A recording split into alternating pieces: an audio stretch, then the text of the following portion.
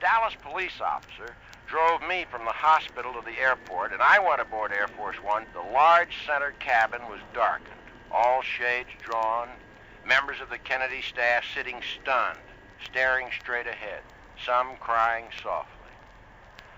Sarah T. Hughes, 67-year-old federal judge, old friend of the Johnsons, rushed in a special car to the big white ramp at the front of Air Force One. Someone pressed a small black Bible into the hands of the judge as she went aboard. Secret Service agents gently placed the coffin in the rear cabin of the plane, a cabin, incidentally, which served as the living room for the president and his family when they were airborne. Jackie went to a small bedroom. She wanted a few moments to compose herself. Then Mrs. Kennedy walked down the narrow corridor from her bedchamber and into the lounge.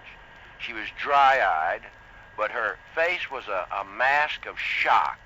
As a man might lead a small child, Johnson took her hand and led Jackie to a place at his left side. Mrs. Johnson stood at his right. Johnson then nodded to the judge, and thus a new chapter of American history began. The ceremony had taken only 2 minutes. It was 2:38 p.m. Central Standard Time, and the president called out quite firmly, "Now let's get airborne."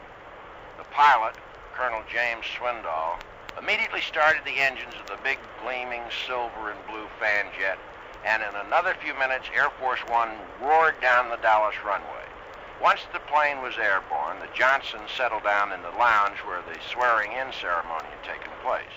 Mrs. Kennedy left her bedroom again and walked slowly down the corridor to the rear cabin. She sat down beside the coffin, and there she remained throughout the flight, never more than a matter of inches from her husband's body. As Air Force One sped toward the nation's capital, Johnson got to work with members of his staff. He drafted what was to be his first public statement. Then he placed a special radio telephone call to Mrs. Rose Kennedy, the late president's mother. By this time it was dark. We could see the lights of Andrews Air Force Base coming up fast. We put down for a glass-smooth landing at 5:59 Washington time. Then the plan, bringing it down onto the field of Andrews Air Force Base. A Navy honor guard alongside. Mrs. Kennedy is now coming down, following the casket. With her, other members of the Kennedy family. The Attorney General can be seen. Mrs. Jacqueline Kennedy accompanying the body of her husband